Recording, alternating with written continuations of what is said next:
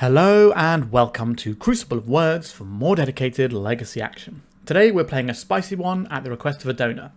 This is a Cosmogoyf / Helm of Obedience deck. Now, they might not seem like the most obvious bedfellows. However, there is some interesting synergy here and this build has got a lot of cool stuff going on with it. So, Cosmogoyf. It's a 2-mana guy that's going to be as large as you have cards in exile. So they have to be cards you own. So how are we putting cards into our exile zone? Well, one of the big hitters here is Demonic Bargain. So this is 3-mana sorcery, exile the top 13 cards of your library, and then search your library for a card and put it in your hand. So it's Demonic Tutor, but you exile the top 13 cards first. So if you curve Cosmogoyf into Demonic Bargain, then all of a sudden you've got a massive Cosmogoyf.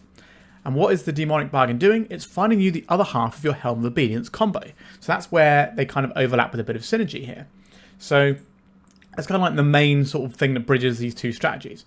But in order to make our Helm of Obedience work, we need it so that when our opponent mills a card, it goes into their exile zone, so we can just mill out that whole deck. So what we're doing is using Dauthi Voidwalker and Rest in Peace. Now Rest in Peace will make all of our cards in our graveyard get exiled, which will pump the Cosmogoyf. So that's kind of, again, where the synergy between these two strategies lies. We have a Ketramose.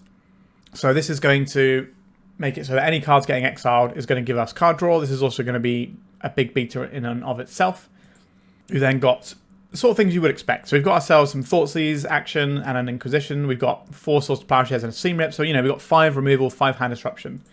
And Malevolent Rumble kind of ties the whole room together. It can find us our Cosmogoyf, it can find us our Helm of Obedience, our Rest in Peace, or our Dauthi Voidwalker. Now, the reason why we're trying to play this build right now is there's a lot of graveyard stuff in Legacy. So having all of this main deck hate for graveyard stuff should be pretty good for us. Other things worth mentioning here, we have Berserk. So part of the problem with Cosmogoyf is that it's just a guy. It doesn't have any evasion or trample or anything. If we Berserk it, it's going to get enormous and trample over just about anything. We could even trample over like a Marit Lage at some point, which would be really cool. Something else that's really interesting in this list is the Black Gate. So this enters tapped unless you pay 3 life. It taps for black mana. It has 1 and a black. Choose a player with the most life or tied for the most life. Target creature can't be blocked by creatures that player controls this turn. So this is another way that we can try and force through this Cosmogoyf. That's kind of interesting.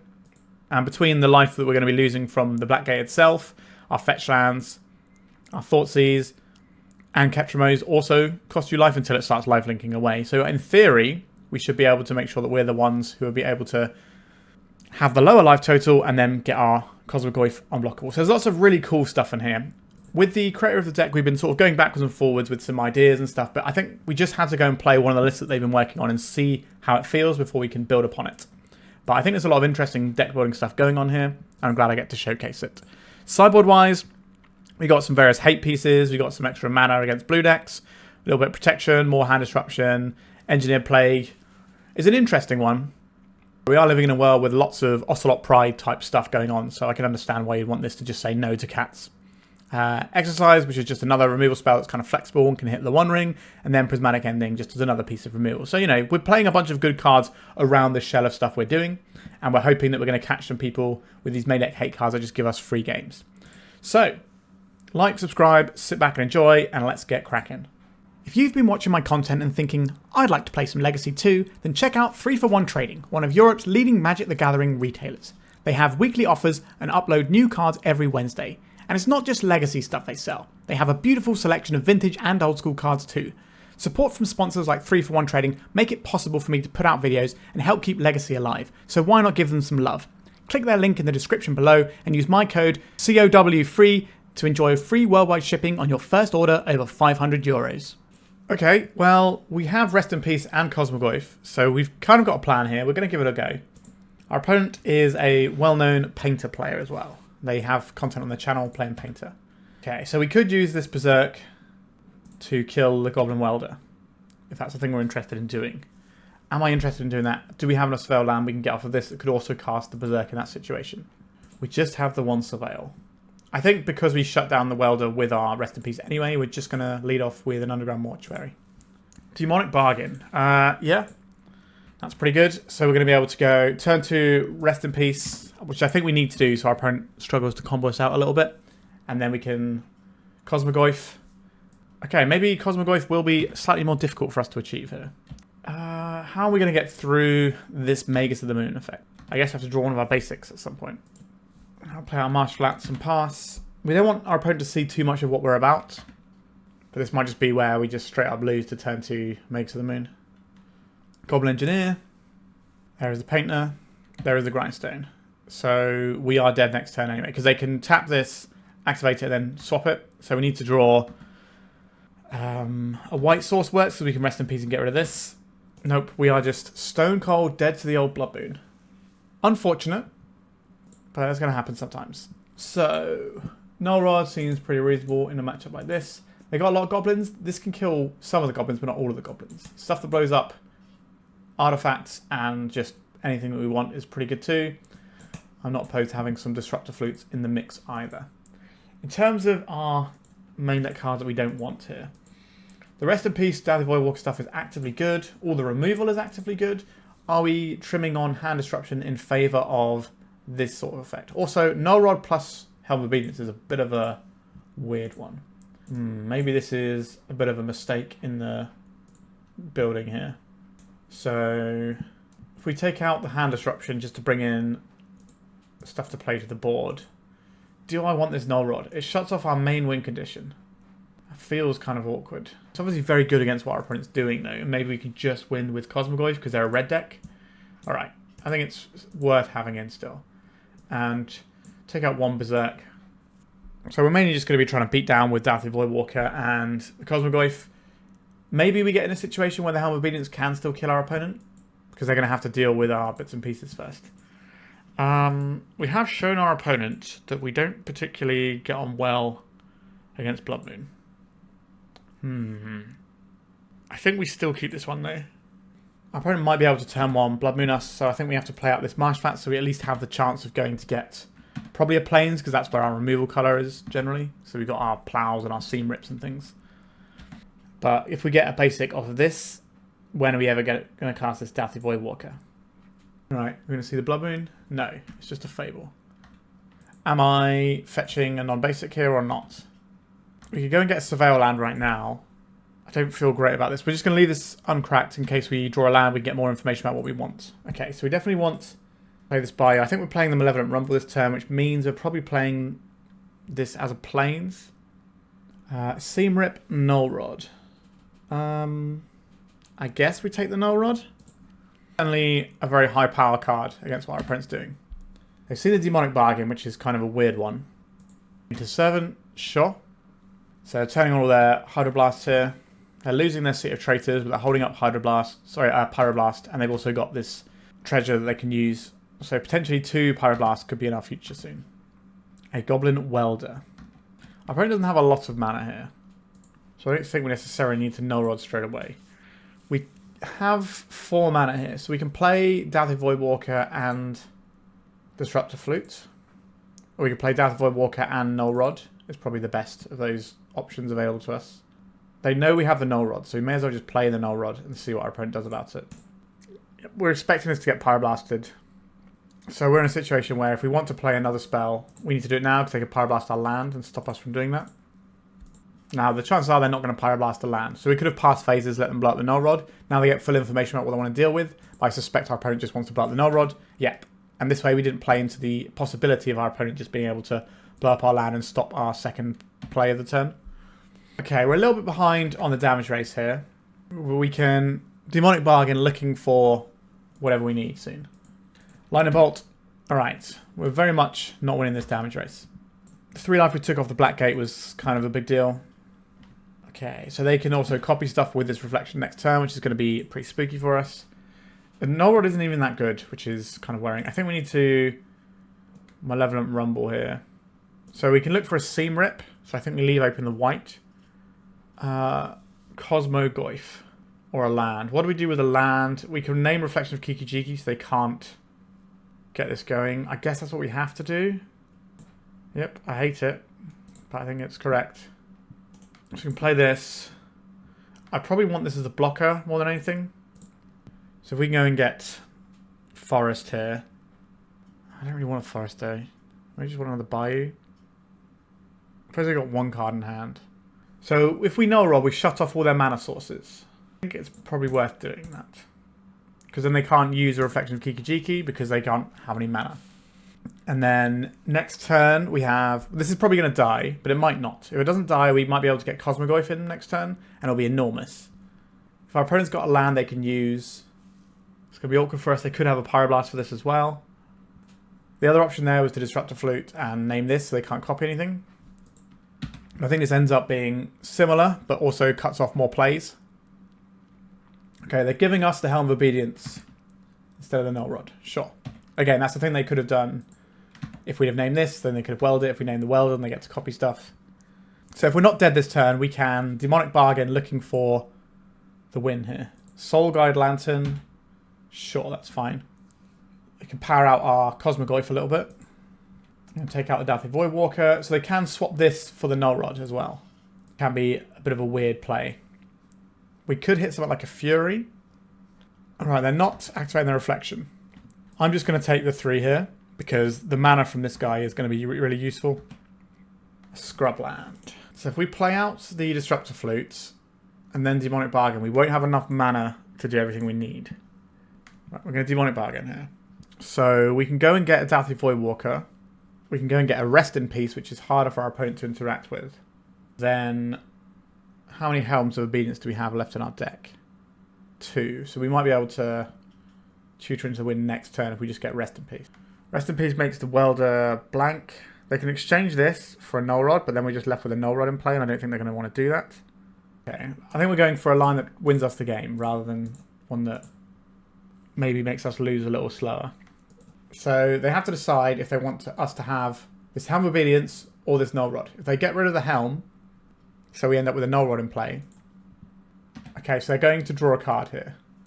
If they find a Red Blast, then we're in trouble, but that's always going to be the case when your opponent has access to 1 mana Vindicate / Counterspell. White mana. Reflection of Kikijiki targeting the welder. So now the welder's probably going to take out this Helm so they don't die.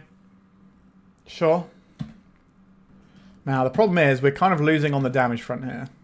Maybe we just get a Cosmogoyf instead, and that ends up just having lots of power in play, but the thing is they're going to be going wide, which is the issue. I think getting the Rest in Peace down is the better option for us there. So they swing with everything. That puts us to 1 if we don't block. How do we get out of this little problem? We probably need as much life as possible to work with.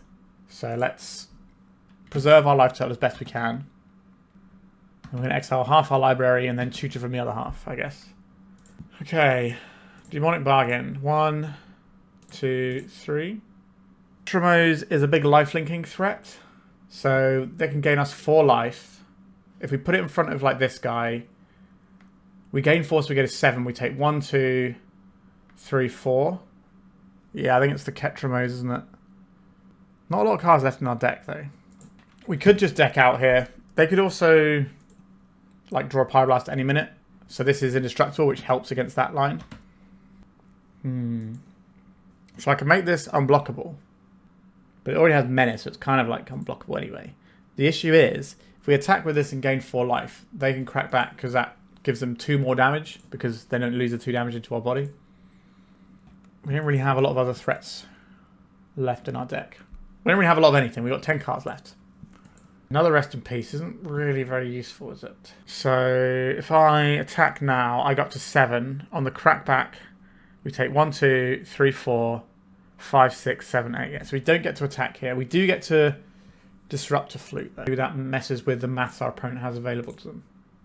Let's try this.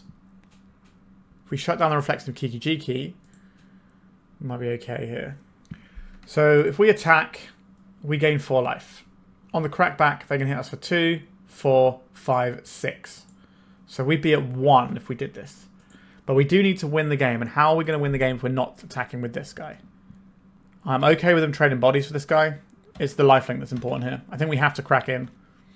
Because this is going to go away at the end step. Yep. This is Menace. They have to put 2 things in front of it if they want to block it. 1, 2, 3, 4, 5, 6. We go up to 7. Now, if a card goes into exile during our turn, then we die. Maybe that block is a bit weird. Because if they block with the Golden Welder, we take 1, but then they don't have a lethal on the back swing, do they? Because they have 1 damage less. Alright, a weirdly poised game. Many things just immediately lose us the game, like Pyroblast, we probably lose to that. More creatures can take us out. 2, 4, 5, 6. Yep, my math is still correct. Now attacking on the next turn doesn't feel very good though. Just some guy. Exorcise. If we want to use this, it will draw us a card which will lose us a life. If we attack for 4, on the crackback they hit us for like 2, 4, 5, 6, so we'll be dead. But we're dead anyway, right? So if they attack with everything, we block here, we take 2, 3, 4, 5, 6, and gain 4, so we'll be dead. So we have to attack here, gain some life, then we can exercise this Reflection or this Painter. I think it's a Reflection because it deals more damage. Draw a card and lose a life, and then we draw on a Marsh Flats, so we're dead on board. Okay, like game 1 was unfortunate, we just got windmilled by the Mages of the Moon. This one was a pretty interesting game with some back and forth. Maybe we get something instead of the Rest in Peace there and we just focus on something other than trying to win the game that way. An interesting one. Let's go to round 2. This one land hand has me a little worried. I think we're going to mulligan this. This one land hand also has me worried. Let's mulligan. Okay. So this hand potentially has a plan. So we just try and execute our game plan here. We're going to need some more mana to get to Helm. The Malevolent Rumble does help in that though. Alright, we're going to go for... Maybe we put back the Windswept Heath here. No, that doesn't make any sense, does it? We put the Scrubland back. So, plan is turn 2 Malevolent Rumble or Rest in Peace, depending on what our opponent's up to. Underground Mortuary. This makes me want to Rest in Peace super early. We can play this one out. This can become an Underground Mortuary of our very own, so that we can get some Surveil action. I think it's the Underground Mortuary is the one Surveil we have. Thoughtseize? It is a Thoughtseize. Alright, I think we might be losing the Rest in Peace. But it almost feels like we have 3 of our 3 combo pieces in hand. Because this can dig, this obviously finds whatever we want. Okay, they didn't want us to have the weird card. Not a bad way to play a game of Magic the Gathering. If your opponent does something you don't really understand why it's in their deck, in the blind, I don't hate just taking it. Alright, let's go and get our Underground Mortuary here. Demonic Bargain. Well, we wanted it before, so we'll have it again. I think... Is this a Rest in Peace turn or is this a Malevolent Rumble turn? I think it's the Rest in Peace turn. Our opponent is giving me the impression they're playing something in the sort of Pox ballpark, perhaps. So just making sure their graveyard isn't a thing, so no Life from the Loam, no Hogak. I've seen Cling to Dust in some of the lists as well. We don't really want to have to deal with that. Immediate Hatchery is not going to work underneath the Rest in Peace. Now, they're going to have some number of Boseiju. I've seen as many as 3 in the Pox list. I've not seen the full 4 yet. Right, here's 1 Boseiju. This is going to ramp us, though. What would I like here? Scrubland, just round out all of our colours. Yeah, sure. Thoughtseize, so we're going to lose this Demonic Bargain. That's what I took last time. This sees 13 cards, this sees 4. Sorry, this sees our entire deck, not 13 cards. And this sees 4. Rest in Peace, you say? I think the Bayou is the best of our lands for what we're set up to do here. So I'm just going to go and get the Bayou. And then we're going to cast this Malevolent Rumble. We didn't get where we needed to go. I'll take the basic, though. That could be useful to have. And Helm of Obedience just wins us a game on the spot. Humilian Hatchery is no longer a threat because we have the Rest in Peace. The previous Boseiju is gone, so it's not like they can just loam it back. We are in an okay position. Now this is a threat that can get a Pithing Needle as well, so we need to find our Helm of Obedience a little bit quickly. A Thoughtseize. Sure, I'll take a look at what our opponent's working with. A Hogak. Get out of here, Hogak. I'll play this Plains. They also know about this Plains, so there's no point holding it in hand. We don't have any Brainstorm style effects. We really need to draw the Helm next turn, otherwise this exercise is going to start popping off. Now we do have 10 cards in exile, so if we can find a Cosmogoyf, it's going to be pretty hench. So they're just adding some counters to the Hatchery. There is a possibility our opponent doesn't know about how it interacts with the Rest in Peace. I highly doubt it. They just figure that we're a combo deck, so their life total isn't that relevant, so they may as well just get the Hatchery ticking up for if they can remove this with one of their other Boseijus. So they're going to make a construct, they're going to give it boots, they're going to swing at us, and we're going to take 3 damage. What I'm really worried about is Pithing Needle, because they should be able to work out what we're doing with Rest in Peace. I don't think we've shown them their Helm yet, have we? But they can probably work out what's going on here. Okay, we could also just draw the Helm.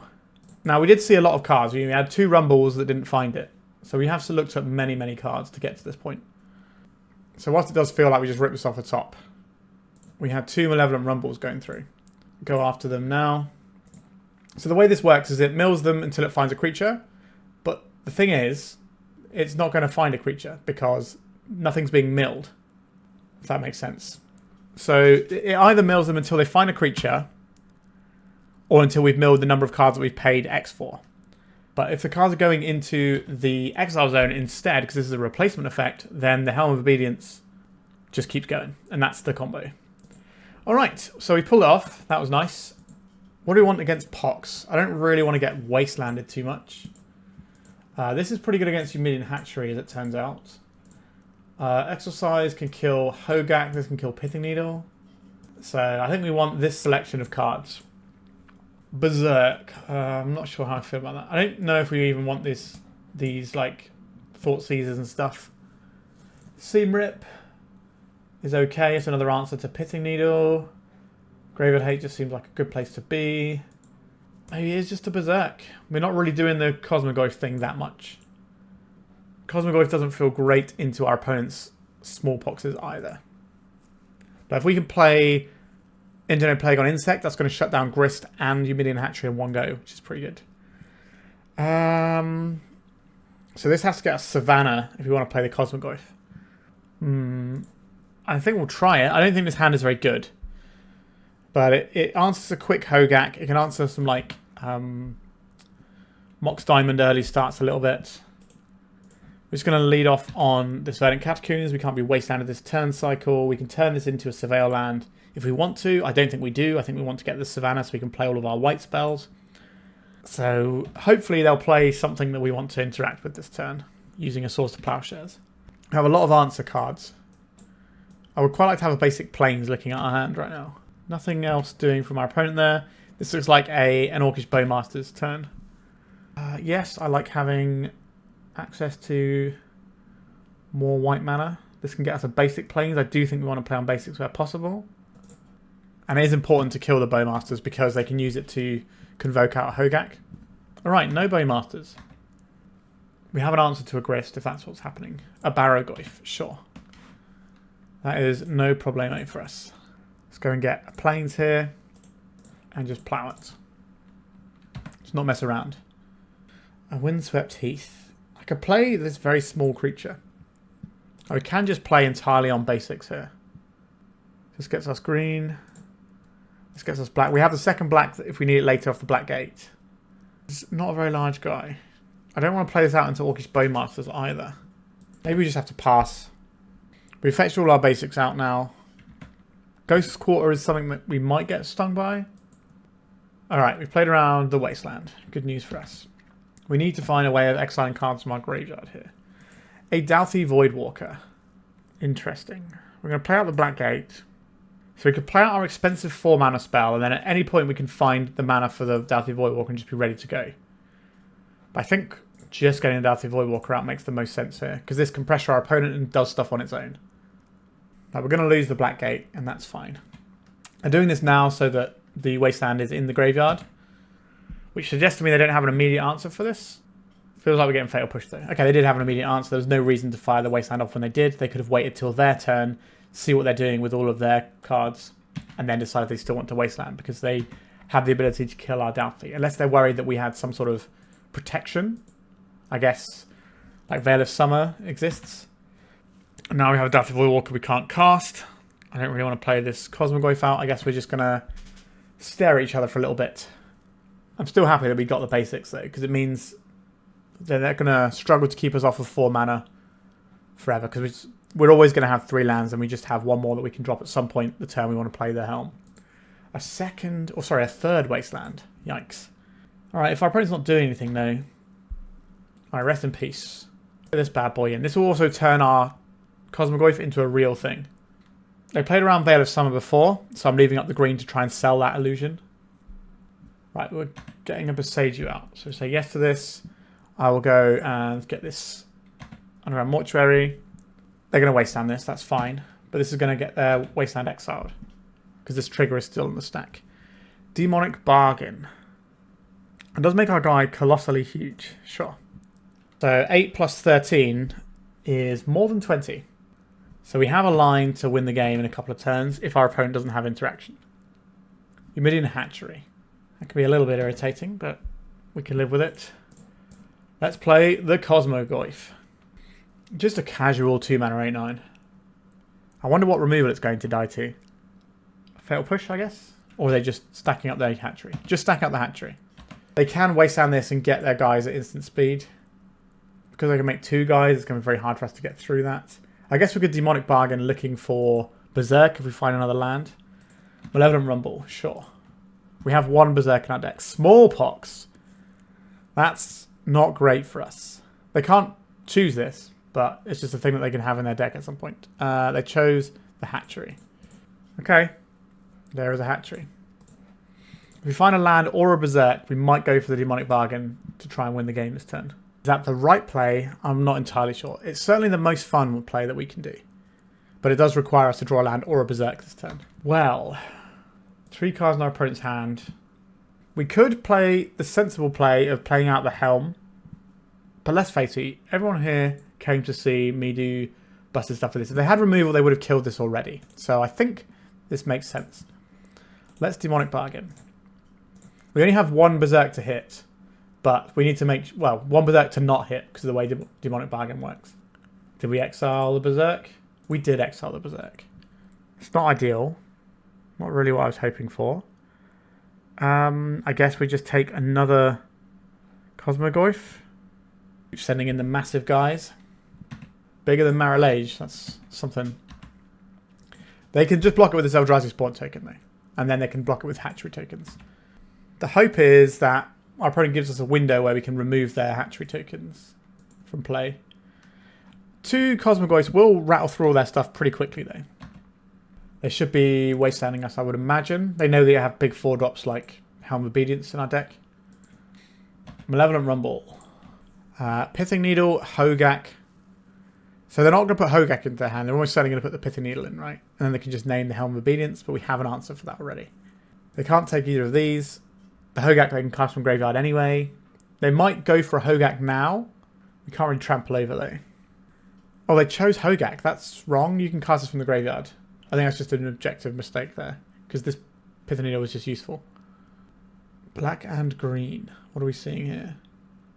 Bowmasters, I would imagine. That makes sense. Our opponent might also be new to playing this deck. They might not necessarily know all the interactions and how everything works. Alright, felt like they were trying to cast a Hogak, then realised they couldn't. Curious. Okay, they're just letting us have all this mana without wastelanding us. I think we should take advantage of that. And put our opponent in check. That's what this Helm of Obedience can do. As long as this is in play, our opponent has to fear one of our little guys. So they should be wastelanding us off of black so we can't get the Dauthi Voidwalker in. Because we are representing lethal next turn. Off of the Dauthi Voidwalker into Helm combo.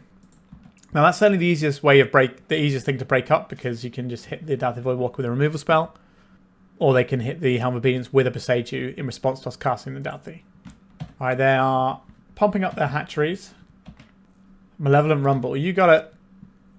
Wasteland is probably the pick here. They could go for the Heirs of Saga, but their Pithing Needle's gone already. I don't think they have a second one. I wouldn't hate a second Pithing Needle though. I play a lot of Turbo Depths, as you all know, and I run 4 Pithing Needles, and if I could run more, I probably would run more. Love that card. I think it's going to be the Wasteland here. They chose a Saga. Okay. They could have taken us off of a bunch of mana to make it harder for us to like dig into what we're looking for. So they're going to wasteland their hatchery here so that they can get the Hogak in. It's kind of what they need to do if they want the tokens for the Hogak. But our opponent didn't put this in the graveyard when they could have. And they're also don't seem to be casting this. Like the way they can cast this is with the Wasteland, which would explain why they didn't wasteland me here. But they can't take me off of black if they're wastelanding their own hatchery. So we kind of have them in a squeeze because of the Cosmogoyf. They can't do all the things they need to do because they've got the Cosmogoyf they have to worry about. Okay, let's just use our 2 black mana while we have them. We have an instant speed, mill your whole deck engine right now. And we can just send in the Cosmogoyf here. If our opponent taps out of removal colours, then we just helm them. But we have no need to do anything at this point. We've got a lot of removal. Maybe we could have just fired off a plow there to see if we can get them to burn the wasteland. So they can't waste out their own hatchery whilst we have the Dauthi Voidwalker in play to get the tokens to block the Cosmogoyf. So we actually have them in this horrible bind where they need to get rid of our Dauthi Voidwalker, but in response we will grind them out. And if they don't do that, then the Cosmogoyf sails through for lethal. I guess they can make a token this turn, but we can plow the token. They don't necessarily know that. But they must imagine we have some interaction if we've just been sat here with this hand for this long. Alright, adding some counters to hatcheries. And we're making a guy. Okay. The end step, we're going to remove the guy. And then we have a Cosmogoyf possibly swinging for lethal. Now, the Dauthi Voidwalker is no slouch in terms of the amount of damage it can do either, given our opponent's life total. Let's get rid of this construct. Let's go to attacks. What's in their exile that we can use? Nothing. Alright, I just let the Dauthi Voidwalker crack in for damage in case they have a removal spell. They need to remove Cosmogoyf, but then the Helm is... This isn't going to work because of our Dauthi Voidwalker. And then they're going to die to the Cosmogoyf. So this is the exact bind that our opponent was in. I think if they had a removal spell, they obviously would have fired it off from the Dauthi Voidwalker first. It does feel like our opponent's a little bit new to playing the Pox list. There's quite a lot of interesting, interconnected moving parts in the list. Like, I play quite a bit of Pox, and I still struggled to play it to maximum potential at all when we were playing the top 8 list. It's not the easiest deck to just pick up and play. Alright, we're on the board. 1-1. Let's go to round 3. Well, 4 lands, our combo pieces. I guess we keep this one. Now, hand is a little slow, not the most interactive if the Rest in Peace does nothing. But we have a basic, so we should be able to get the Rest in Peace down on turn 2. We're not going to get Wasteland away from that. Now, there might be counter spells and stuff that we just have to forge our way through. But Demonic Bargain can find whatever piece we're missing, most likely. An Underground Sea. So we have to worry about hand disruption and counter spells. Alright. As well as our opponent just comboing us with either Doomsday or Entomb Reanimate. Suspect things are going to be more difficult for us against a deck like our opponents with lots of disruption that can also disrupt stuff on the stack, because we're trying to resolve big expensive spells. We're going to turn on dazes and all sorts compared to where we were at previously. I'll play this Mortuary. If our opponent wants a Wasteland and not necessarily do anything else, that's also fine. Cosmogoyf is an interesting distraction if we can get his Rest in Peace down. Do I think we're going to get the Rest in Peace down is the question. Alright, we have the bargain as well. So we have the ability, if we get Thoughtseize and they take the Rest in Peace, we can just play the Cosmogoyf into bargain. I think if they take the Rest in Peace... Actually, will they take the Rest in Peace or will they take the Helm in that situation? Right, so we are getting Wastelanded. If our opponent doesn't follow up with a threat... Okay, so we're on tempo here. So the Rest in Peace is going to be very good into what our opponent's doing. I don't really want to get Wastelanded. Can we afford to get Wastelanded here? Maybe we can. So I do want to be able to cast the Cosmogoyf if we don't get to resolve, like if say they like use a Thoughtseize or whatever, we lose the Rest in Peace, we still can make this Cosmogoyf. Now, do we make the Cosmogoyf when our opponent is likely playing Bowmasters because they're the tempo build? Probably not. But it's just an interesting option to have, and the clock isn't that scary. All right, it's another Wasteland. We really need to hope they don't have a Daze or something to follow this up with to really capitalise on the power of these Wastelands. Yep. This is objectively the correct thing for our opponent to do. Just smash this and then bop us for 2. So we could have just played a Plains, then our opponent maybe gets to develop more. Alright, we're brainstorming in the blocker step. Sure. Wouldn't mind having some interaction. Thoughtseize. This is our only black source, but I think it makes sense to use this now so that we can try and resolve the Rest in Peace. They can't have a third Wasteland, surely not. I don't know why I would have said that and spoke it into existence, but here we are. Daze, Brainstorm, Pond. Okay, so we're going to take the Daze here so we can resolve our Rest in Peace more easily next turn. We've also been under the gun from these Wastelands, so the Daze is pretty effective. Then we're just going to flop this Plains into play, smash down the Rest in Peace, blank the Nethergoyf. Now, there is a Brainstorm, so their hand is going to change dramatically, and maybe it's going to be really strong and have Dazes and whatnot that we can't beat. But a lot of these tempo decks are going slightly down on Dazes and more up on Force of Negation effects, because some of the combo decks like Mystic Forge just have so much mana that it's not really worth trying to daze a lot of their plays. Alright, Polluted Delta. I imagine the Underground Sea has gone back. I'd be surprised if they threw back a Ponder. I think we're just going to see the Ponder cast here. Yeah, there we are. So I think that's all the cards that we knew gone. So they've really restructure what their hand looks like this turn. Now, Cosmogoyf does die to their Fatal Pushers. Against red decks, this is basically unkillable once we start doing our thing. But against a sort of blue-black deck, they're going to have Kaitos that can lock it down, as well as just black removal that says destroy creature. Right, we're going to take a jab for 4. Given our life total and various other bits and pieces going on right now, I do think we have to just jam this Rest in Peace. Our opponent can fight with a Daze, they can fight with a Force of Will. They had plenty of sculpting last turn. But I don't think we get to wait another turn before we play this one. Oh wow, we're just in. Okay, so the Nethergoyf doesn't have power anymore. So we've got rid of their threat. We've made our threat actually viable now. It's going to be a 3-4. And obviously we can grow it as time goes. This can become a Kaito, which is why they're attacking.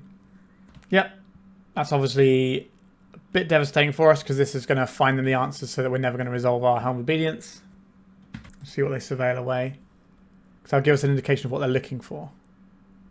Polluted Delta Nethergoyf. Okay. That doesn't really give us that much information because this card is blank right now.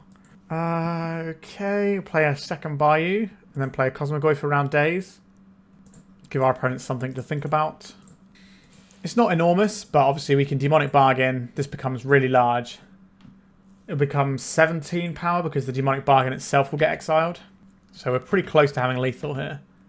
But I imagine this is just going to get tapped down by the Kaito because this is a weird card that you don't see a lot. So obviously if someone's playing it, they're going to be doing something to maximize its potential. So you just got to kind of respect it. Okay, so we're getting Thoughtseize. So they can take either of these. The Helm obviously just auto wins the game. This can auto win us the game, but it takes a little bit longer.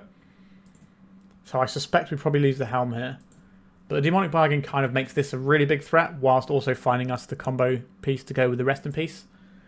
So I wouldn't fault our opponent for taking either of these cards, really. If they worry about things like Dark Ritual, which is in our deck, then I think you have to take the Helm here. Our opponent agrees. That puts a 4th card into the exile zone. So Cosmogoyf is now 4-5. If we cast this, it's plus 14. So this will be lethal now. So they have to tap this down with the Kaito. Or they can just Fatal Push it, sure. Why not, opponent? So then we're going to take 3, and then our opponent's going to get to draw another card. It's kind of like a Jace the Mind Sculptor that you can't kill, that also attacks for 3 every turn. It's giving you that +1 card. Obviously, Brainstorming is better than just Surveil to draw a card, but not necessarily by much. And there are definitely situations where Surveil to draw a card is better. I didn't want Bowmasters or Nethergoyf. Okay, I will cast a bargain, I guess. What do we leave up? Green, black, or white? White can remove whatever creature they play afterwards, so I think it's the Savannah that stays up here. Although if we're getting a Thoughtseize, we're just going to be dead here. We do need to protect ourselves from the Kaito. So I think the removal colour... Because if this pluses, it only hits us for 4, so we need to make sure we have removal if they have a flesh threat, although they should be able to kill us regardless, I think, here. So we can get a source to Plowshares. That doesn't help, really. I guess we just get a Helm and just assume our opponent... Yeah, I don't like how to play this turn. I think we have to get the Helm here. And just assume our opponent doesn't have another creature. We should have played the Black Gate this turn instead. I wanted to play around Days, but I don't think we actually got to play around Days here. If they have a flash threat, we're dead. Yep. And they got rid of the Bowmasters before, which kind of suggests they probably had one. Tough. Alright. Carpet of Flowers. Yes, please. Quite like Veil of Summer. I quite like the Disruptor Flutes. Dresses are okay, but not really for this matchup. They're more for like combo-y type stuff in my view. I don't think we get to run the Berserks. There's only so many situational cards we can have, especially when our deck is built around some situational cards. So I think I'm inclined to get rid of the Berserks. The Thoughtseizes are very good here. I don't think we want to be a Dark Ritual deck. I think this game's going to be slow. Dauthie's good, Rumble's good. We need all these bits and pieces here. So that means the only things we can really trim is hand destruction or creature interaction. Maybe we'll get rid of an Inquisition because this doesn't hit Kaito or Force of Will. I like the Source of Plowshares a lot. The Seam Rip isn't amazing. It can get rid of the Nethergoyf, but we already have the Rest in Peace to do that. 2 more cuts from this pile. Maybe we just don't have the Disruptor Flutes for the Kaito. How are we beating Kaito? This doesn't really beat Kaito very effectively. I guess we just ignore Kaito and go over the top of it is what we actually do. Makes our Cosmogoyf plan not look so great. Maybe we're supposed to board that out, but I'm not boarding out the Cosmogoyfs in the Cosmogoyf video. So this card doesn't do anything on its own. This card doesn't do anything on its own. These cards are okay. I'm just going to sit here and like remove their guy and Veil. I don't think that works for us because our opponent has selection and we don't. So I think we have to mulligan for something that's a little bit more cohesive. Oh, I would love to have a green mana source for this Carpet Flowers. Can we keep a hand that looks like this? I don't think we can. Alright, we could put back, I guess the Cosmogoyf would go in this situation. But we just don't get to cast anything. I think we have to go to 5. Alright, this is the best one so far. So we get rid of one of the bargains. We're quite likely to draw lands. I guess we just put back the Bayou here. We can play around Wasteland pretty well here. So I think we just lead off on the Forest. And then we can jam in a Rest in Peace or a Malevolent Rumble on turn 2, depending on what we think we need to be playing against. Or like, are we playing around Daze, or are we playing around Hand Disruption? Do we want to get the best card out of our hand, or do we want to try and thread the needle through a Daze? Now, our opponent's less likely to have Dazes on the draw, so I think we're more likely to just slam this Rest in Peace. If they have a Daze, it is annoying for us. But I think we're way more likely to have 4 Thoughtseizes in our opponent's deck than they are to have 4 Dazes. Alright, let's Rest in Pieces. Alright, we're just in with this. There's an argument that we play the Windswept Heath first so that it can get the Rest in Peace exile trigger, so it gives our Cosmogoyf power. But the issue with doing that is this exposes us to Wasteland for a turn cycle. We don't necessarily know what we want to get with this. Obviously, we're going to get a black source with it, but we don't really know what beyond that. Is it going to be the Scrubland or is it going to be the Bayou? My opponent is holding up the Orcish Bowmasters. Let's play a Carpet of Flowers. Let's see if you want to interact with this one, because this is a lot of mana. Not right now, it's just going to be 1, but it's definitely going to ramp up over subsequent turns. Let's go. Yes, I'll use the ability. I'll add green mana. We're going to go for the Malevolent Rumble here, I think. We're going to play around Daze. I think that is sensible. A Verdant Catacombs. So this is mill some cards over, which is going to make our Goyf bigger. Orcish Bowmaster, are they going to target our spawn? If they do, we sacrifice the spawn, they don't get a 1-1. We have to decide if they want the army to pressure us or not. Alright, we're just going to sacrifice this. This ability will fizzle because there's no legal targets. They're left with just the Bowmaster. So this is half the pressure than they could have had if they went to our face. Now, stripping us of mana makes a lot of sense still. I guess this Wasteland, something we're just going to have to live with. Are they going to put Kaito in? Oh, they are going to put Kaito in. Okay. I think things just start falling by the wayside quite quickly once Kaito gets up and running. Do I want to go and get an Underground Mortuary right now? We're definitely casting this next turn anyway, so we may as well get the Underground Mortuary. They milled over 2 cards. Let's just go and get the Mortuary. This can also grow our Cosmogoyf, if that's a line we're going down. Thoughtseize. I do like the Thoughtseize quite a bit here. Now, we don't have infinite time to string everything together here. So we'll add some black mana. Right, let's try and take out any interaction, then we can just work towards our combo. Now, they're going to get to look at a bunch more cards next turn because of Kaito. But we're putting up a good fight against like one of the most disruptive decks that you can have. Not a lover of these cards for us. I think we have to take the Thoughtseize here. And then when we cast this, they might Force of Will this. So Thoughtseize is just an easy 1-for-1 because we're not going to be able to get the card into play that we've tutored for. So I think we have to get Helm. And I'll play this land out. And then we just need to get through this Force of Will somehow. So we've got Veil of Summers. We've also got Thoughtseizes in the deck still. How many Veils have we gone over? 2 Veils. There's 1 Veil left, I think. And then 3 Thoughtseizes. Okay, that's not too bad. Now, the Wasteland can interfere with our ability to even cast this. But we do have a Carpet of Flowers. They might not even play their Flooded Strand out. Or, well, they could play it out, but might not crack it until we've resolved a Carpet of Flowers trigger. And maybe they decide they want more mana and pressure from playing the Bowmasters this turn.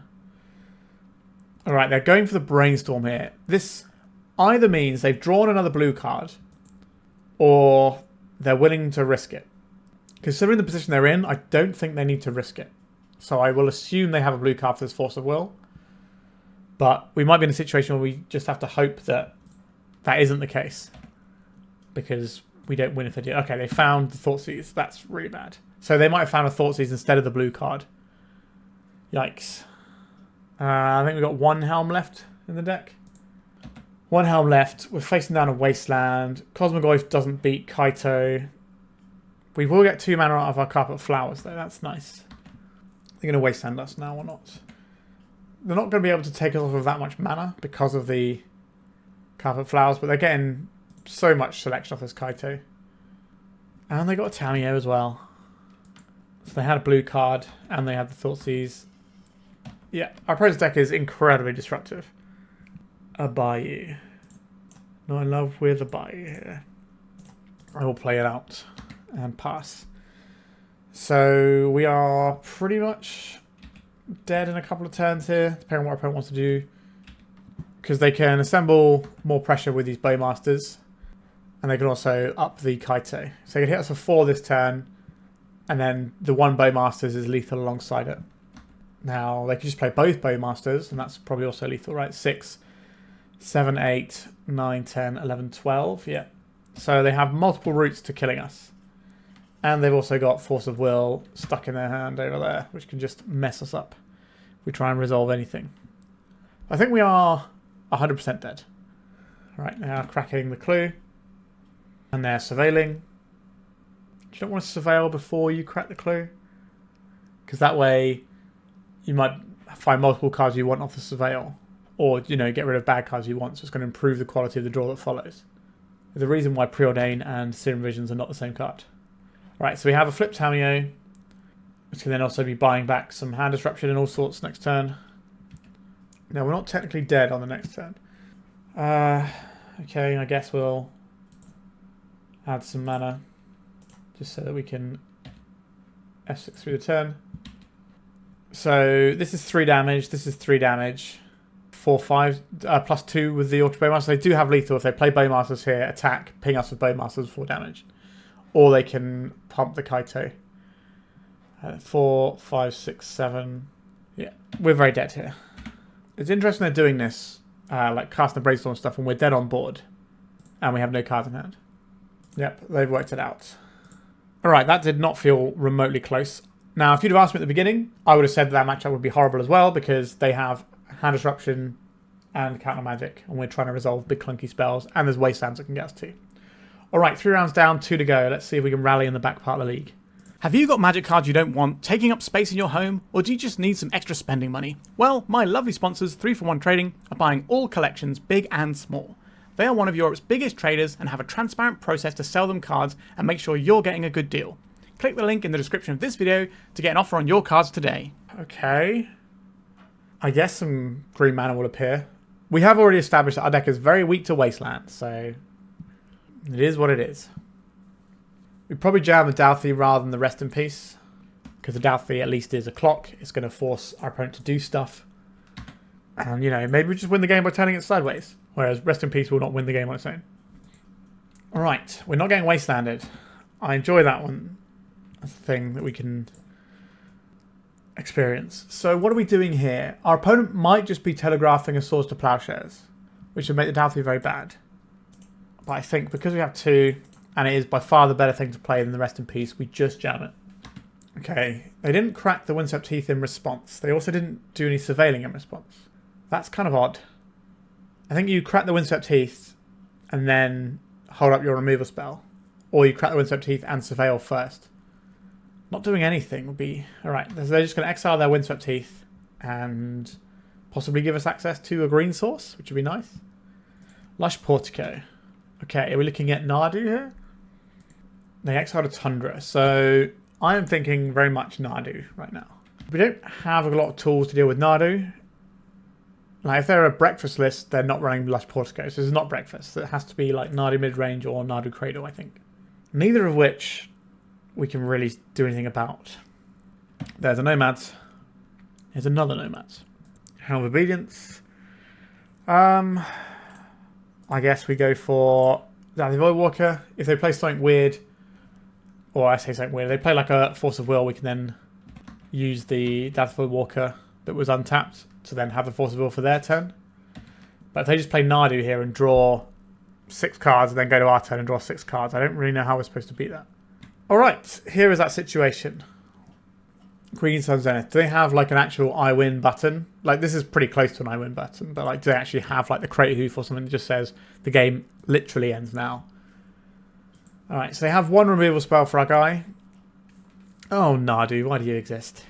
Maybe it won't exist for very much longer. There's a possibility that it gets banned in the update coming very soon. I think it's like 2 weeks-ish from when I'm recording this that the BNR happens. Something like that. I think it's the 10th. So there's a possibility that we can just win this race by turning these guys sideways. It's very unlikely. Alright, this is another 2 cards this turn and 2 cards on our turn. And they have the swords, so they can deal with one of our guys. If they find a white sword and another swords, then we just have no real pressure. There goes one of the plows. So we could plow their Nadu by sacrificing our Dauthi Voidwalker, but that doesn't feel like a winning recipe. A Thoughtseize. We really need some more mana, is the problem. Right, I will Thoughtseize and we can get some more information. We're playing black, our opponent knows we're running Thoughtseize. Alright, they're going to draw a bunch more cards. Alright, we've got a Brainstorm going on a stack as well. So they're going to hide anything good. I don't think we need to keep playing this one. It's quite time consuming and our win percentage is so low, it's not really worth it. So this on Nomads and Core is pretty good. This is okay too. Berserk will let us get through some of their nonsense. They don't have to fetch into the carpet that much. So I think this card is fine, but isn't necessarily where we need to be. We want the removal spells. Berserk. So Berserk just keeps going. There are situations where it looks good. We did want it in that one game, and it would have won us the game on the spot if we found it. But we did end up winning that game anyway, so. How useful is Rest in Peace? I guess, do we need Dark Ritual here? Getting the Engineer playing out early is interesting. It's only a 1-of as well. It's kind of a weird number. Maybe we lose 1 Rest in Peace because it's not actually very useful against our opponent's deck now. Maybe we can get rid of 2. Like, they obviously fuel our Cosmogoyf a little bit, but they are just blank pieces of paper in play. Like, at least in the other matchups, you know, against Pox or against the Tempo thing, you know, it's shutting down Goyfs or whatever and various graveyard-based cards. Here, it literally does nothing now. Like, I could also see bringing in the Prismatic Ending, but how are we supposed to take out all of the things in our deck to fit these things in? I guess maybe the ending is slightly better than a Seam Rip because the ending can go after a Nadu that's resolved. Not that that's a great exchange for us, but it's one that we might have to make. Mana base not necessarily helping us out all the time. Let's mulligan this. Alright, I'll keep this one. We can pick apart their hand. Then we just bin off a Scrubland here. They're not going to impact our mana base. Alright, let's just have a look what they're working with. Nomads, Brainstorm, Ponder. I would like to take the Brainstorm so that they can't get rid of these Nadus that we're hopefully going to blank from their hand soon. And I'm going to see the Ponder here. Oh no, it's just a Tamiyo. That's pretty good. Alright, Swords of Plowshares is also pretty good. This goes to... I think we want a black and green. So that's a Bayou. So first things first, goodbye Tamiyo. And then we can take that Ponder out of our opponent's hand. And then that leaves our opponent with just these Nomads we're about to blank. And a Swords that we can play around. Jam this now while we are pretty sure the coast is clear. They have 1 mystery card. It could be a Daze. Are they going to have like a Brainstorm they fire off here? Right, just a Lush Portico. Nomads in Core. So these cost 3 mana. Or is it 3 more? It costs 3 more. So these cost 4 mana to play. And then they just can't be activated. Which is the more important part of this. You're just going to play a Nadu off the top. And they can just beat us with a 3-4 guy that at some point maybe they can string together like a Shuko or something if that's in their deck. Yep, it's the Nadu. Not in love with that. We're so far away from trying to combo here. Alright, I'll play this one out. Malevolent Rumble leaving up white and black mana, I think. Allows us to Thoughtseize and take the swords, if that's something we want. Cosmogoyf is without power and toughness. I guess we take the Dauthi Voidwalker and work towards the combo here. And then I'll very much take this source of Plowshares that you have.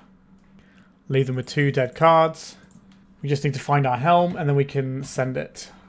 Alright, ponder off the top. Obviously an excellent draw for our opponent. So this is, what, 5 turn clock?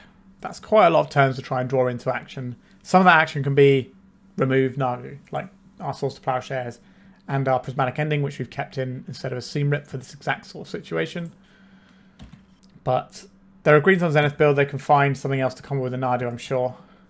Right, let's go black, black, make the Dauthi, play the Marsh Flats. This becomes Underground Mortuary, which gives us access to a Surveil land.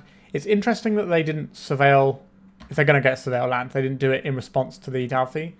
Because now the Misty Rainforest will go in, and if they Surveil something they don't want that is actually good, then we can get it. And that can be really irritating for them. So they might have, like, you know, Force of Will on top they don't necessarily want to give us underneath the Dauthi. Endurance has entered the exile zone.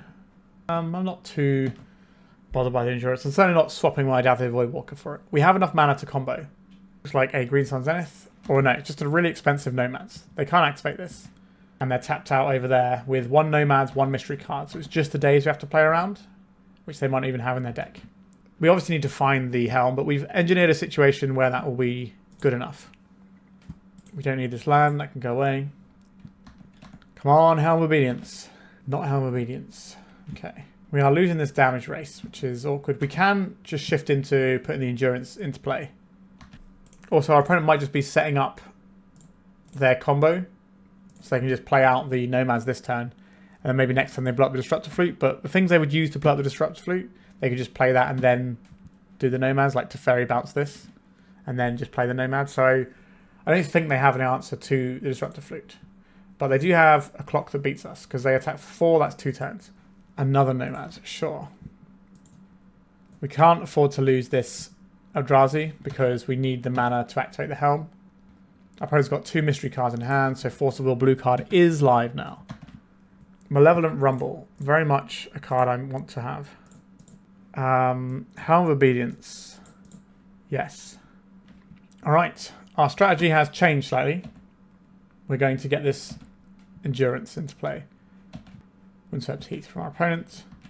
Attack with their guys here. This isn't lethal though, if it's just that guy. They send everything in. We can block here and here, but then we need to find a land to win. We can use this Misty Rainforest. We can't use the Misty Rainforest. This is going to put us dead to a plow. I think we have to sacrifice this and get the Endurance. We don't care about anything in their graveyard. Do we want any of this back in our deck? I don't think so. This can then block the Nadu. So we're going to take 2 damage this turn. They know we have the Helm. They have 2 cards in hand. So Force of Will on the hard cast also works here. This is an annoying amount of life we have here. Alright, Helm of Obedience. You gotta be good. We've done everything we can. What are the last cards in your hand? We can't even get anything good if they kill our Dauthi. This feels like a hard cast Force of Will coming our way. Yep. So last time we played around days by leaving up the Eldrazi spawn so that we could play around days and still activate the Helm. And now we don't get to do that. Things are somewhat tricky. Now we can still just draw into Helm next turn, but things have definitely gone poorly for us. So they send in, presumably with everything, yep. So we have blocks. This has to block here. Has to block at least one of these. This gives us the best shot to actually win the game if we just go to 1 here. Another Dauthi Voidwalker. So we block here and here. We take 1 and die. Yeah. No, they got us.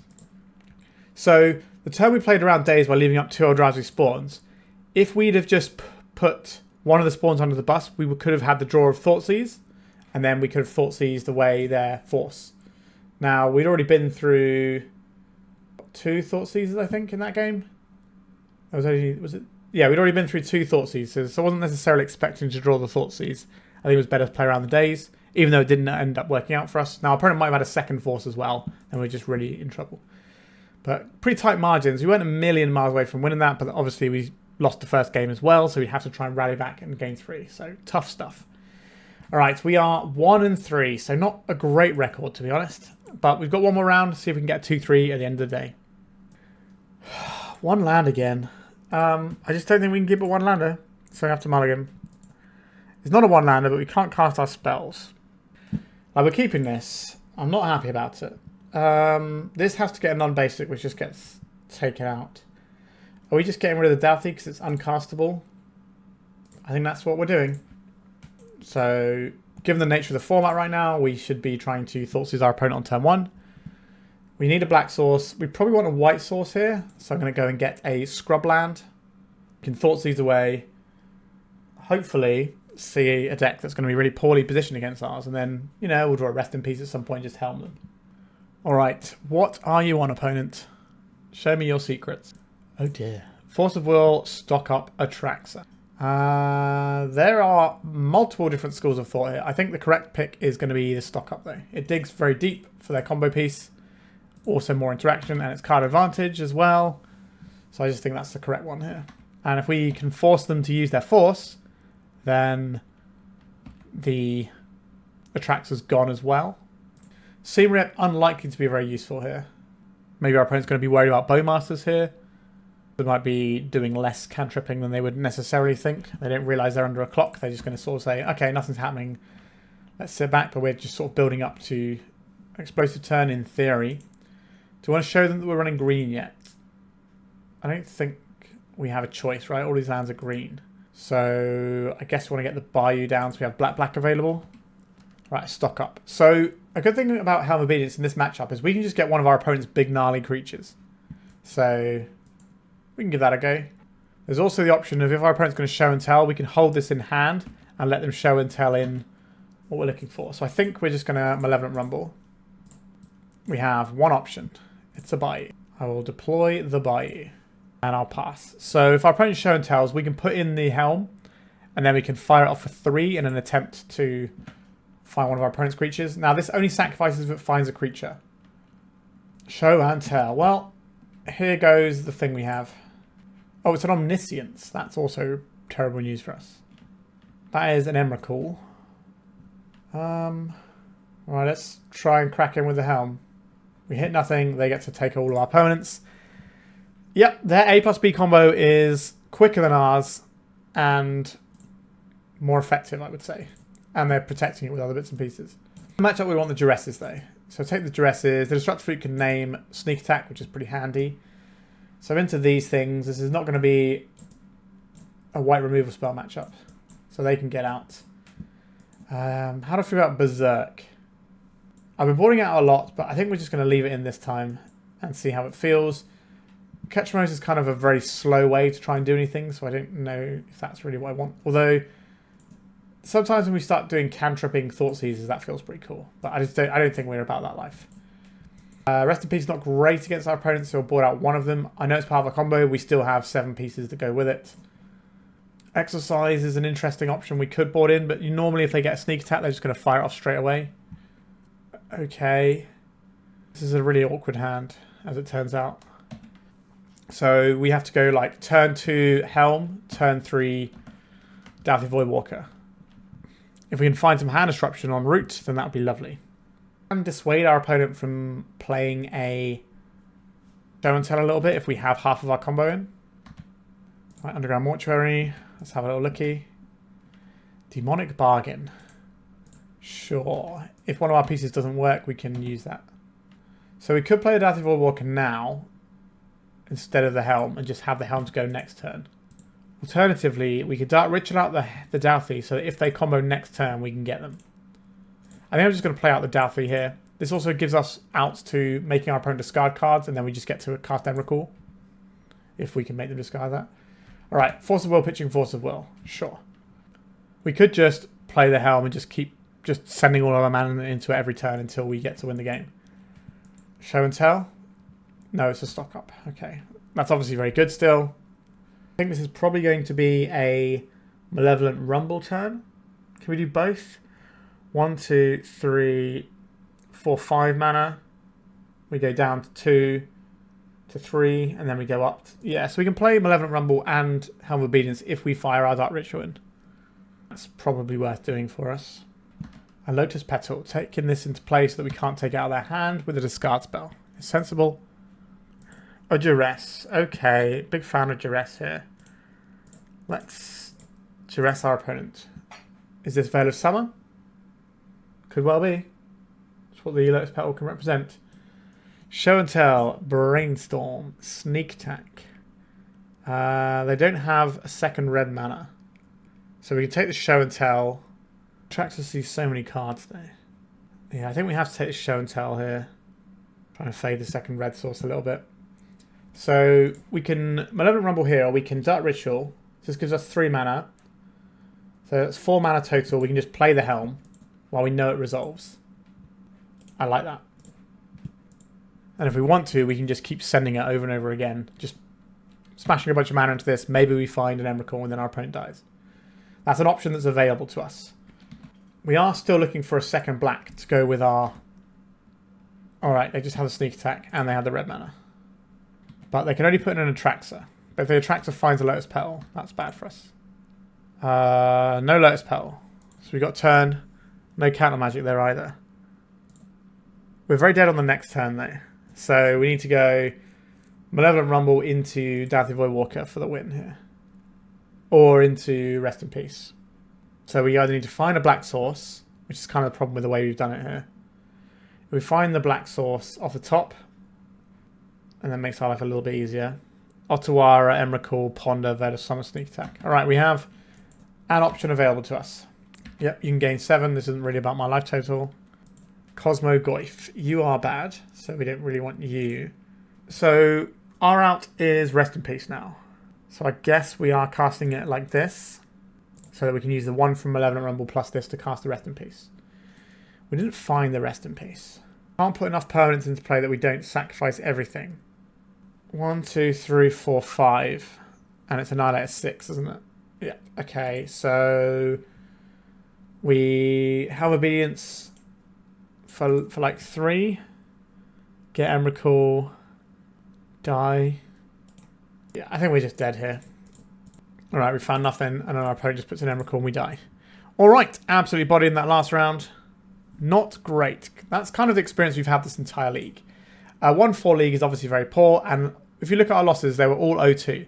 Now, we had one game in each of these ones, well, maybe not the last round, but I guess we only needed one card to go slightly our way in the last game and we could have won. But look, there was a game in each of these rounds that we lost, where if things fall slightly differently for us, we can win.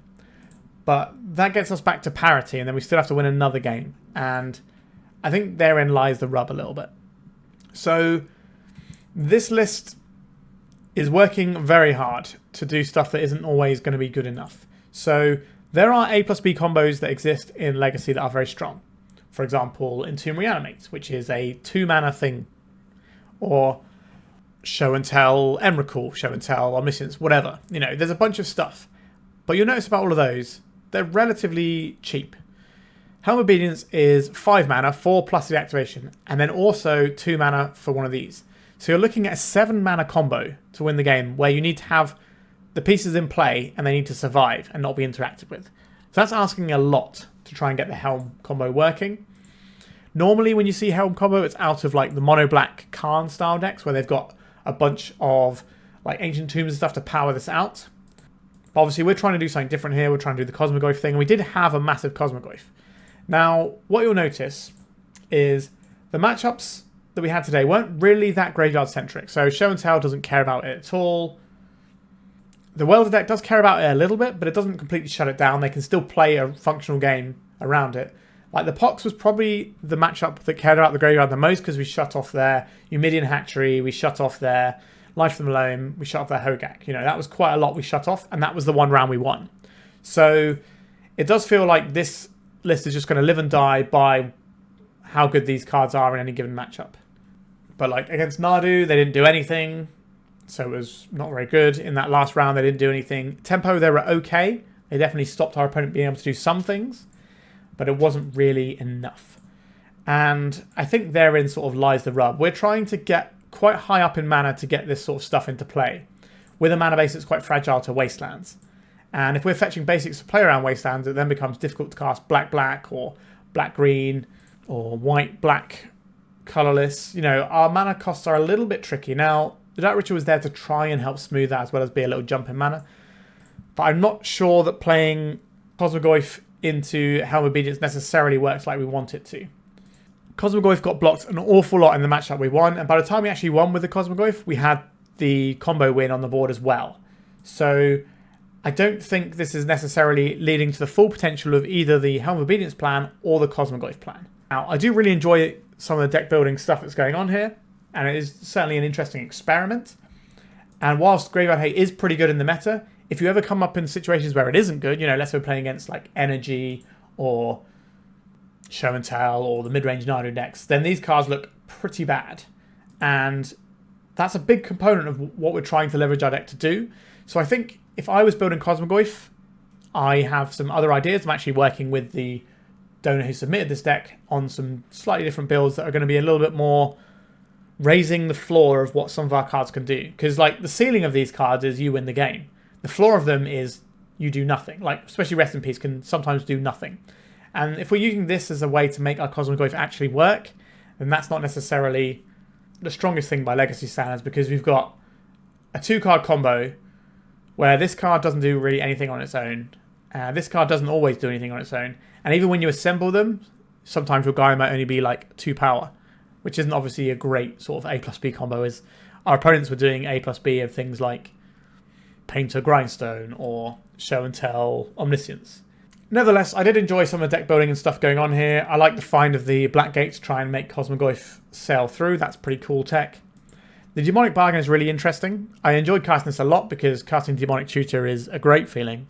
And the fact that we can turn the downside of this into an upside is pretty good. I think what this deck would really enjoy would be some Chrome Mox action, because then we can have these on turn 1. And then also we're going to be closer to getting our Helm of Obedience off. So it also gives us the ability to do like Cosmogoyf turn 1, Demonic Bargain turn 2, smash away. I just think it gives us slightly better options. It also means that we're not getting wastelanded quite as much, because some of our mana isn't wastelandable inside of the Chrome Mox. And we have like multicolored spells that can go under and give us multiple bits of mana. Maybe we lean further into that, and we can have some other multicolored spells that are worth playing in a deck like this also go under Chrome Mox. There is going to be another Cosmogoyf video on the channel at some point. I'm currently brewing up something a little bit more mid-rangey with it. I think could be interesting, and it's certainly a space I'd like to enjoy. And if you've got any Cosmogoyf ideas, by all means put them in the comments. Thank you so much for watching. Please remember to like and subscribe, and goodbye. If you'd like to support me in the channel, please check out my Patreon. It has a free guide to budget turbo depths, as well as 3 tiers of support. A low cost one that enters you into my monthly raffle for a free donation deck on the channel, a mid-tier subscription that gives you access to my detailed turbo depths guide that is updated every month, as well as regular articles, and lastly the higher tier gives you all of the above, as well as a monthly donation deck for my channel. If you're interested in supporting the channel this way, please check out the link in the description.